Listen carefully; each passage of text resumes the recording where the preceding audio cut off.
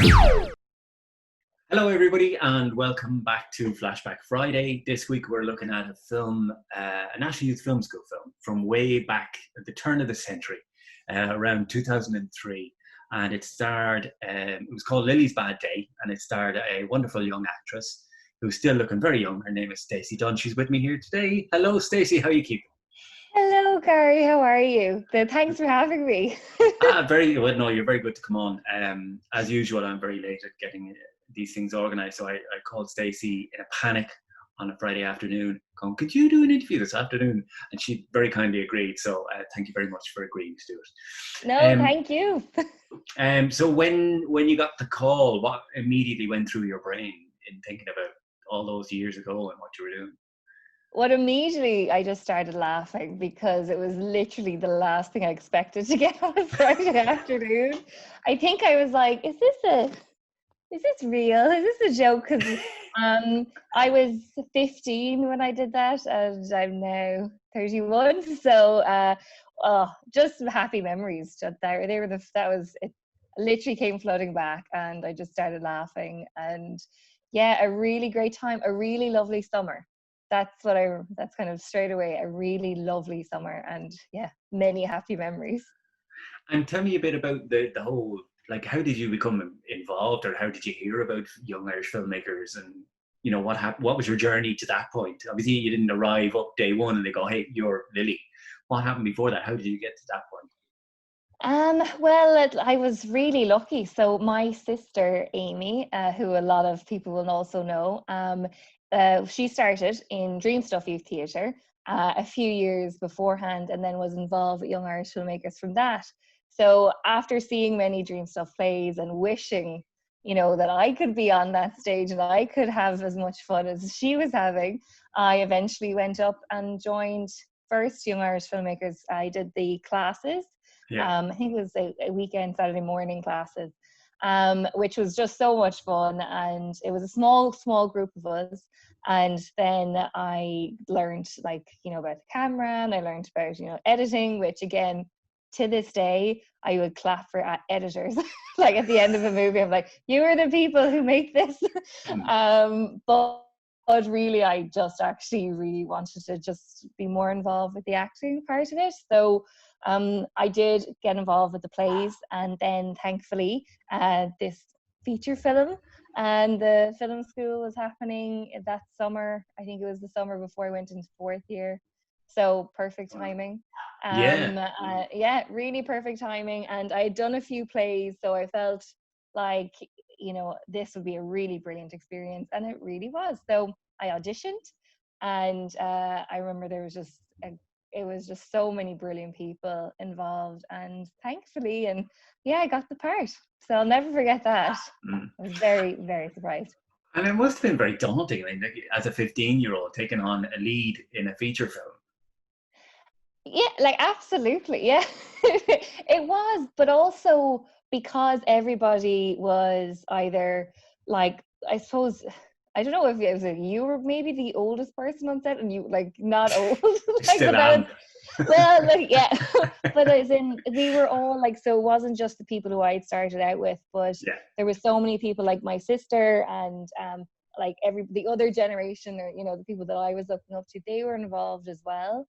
Mm. And because I'd done all the plays, I had really great friendships. So the daunting part, I suppose, that there definitely was, because it was a whole new medium and there was outsiders coming in. It was like, what do you Mm. mean there's students coming from the guy from New York and someone coming from like Belfast? So I was like, this is crazy. So that was daunting. But to be honest, after day one, it was like, whoop, this is it now. Let's have fun. So it was great. And yeah, and I suppose we're still running, what people, some of the members now don't realize is way back then, Young Irish Filmmakers, we took on like 5 weeks, I think, of production. Yeah, Was that right? Yeah.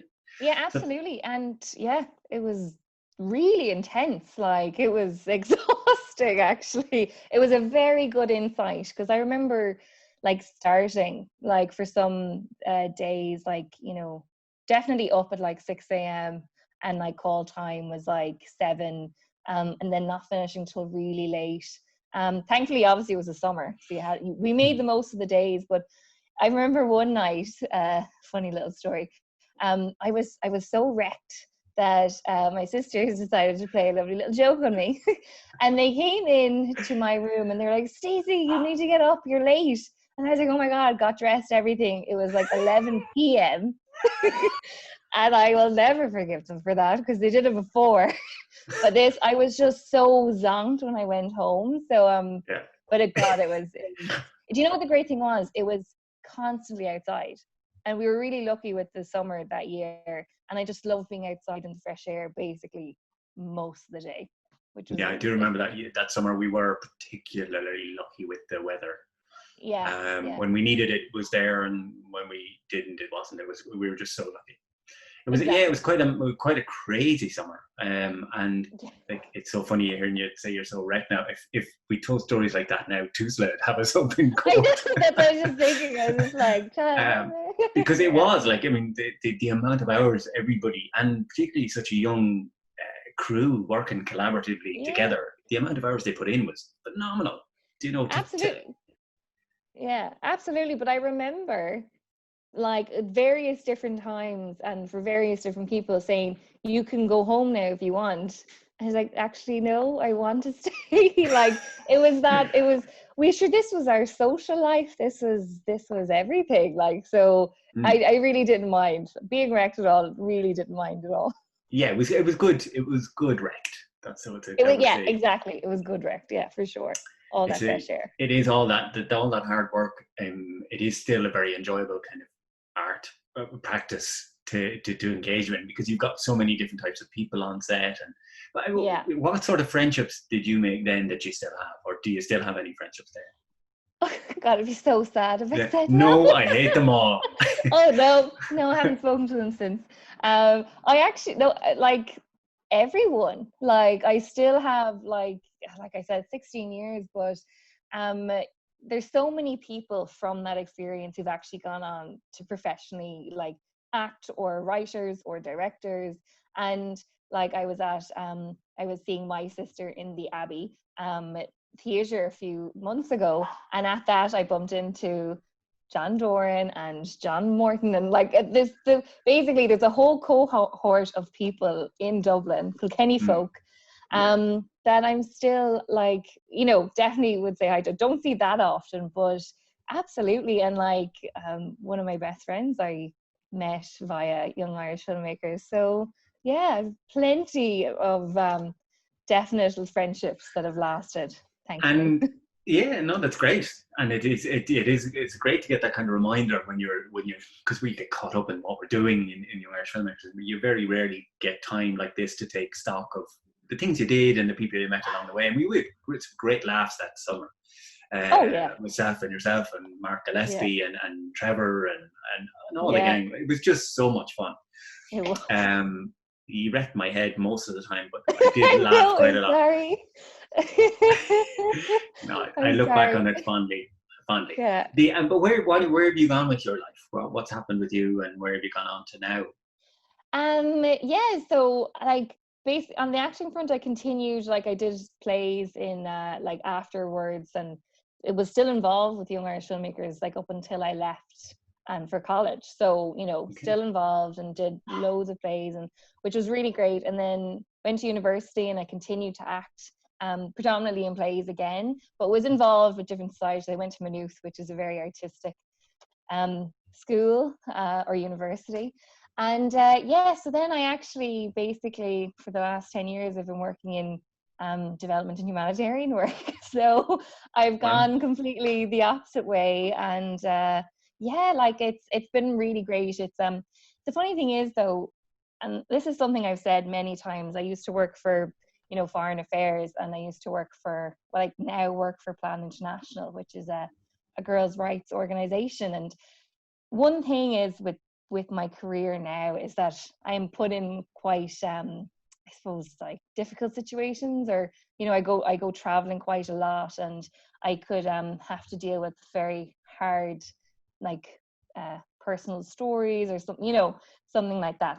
So it is actually, the acting has really helped because it's categorizing, and basically just trying to control your emotions in really challenging, tough situations. So although it's not technically acting, it's definitely helped, you know, when I've been on the side of a road in Somalia and just Wow. you know, trying to be zen, find my find my zen, and just continue with interviews, again, like I said, about hiring things. So yeah, it really has helped. So completely different direction, but still using the skill set that I used when I was 15.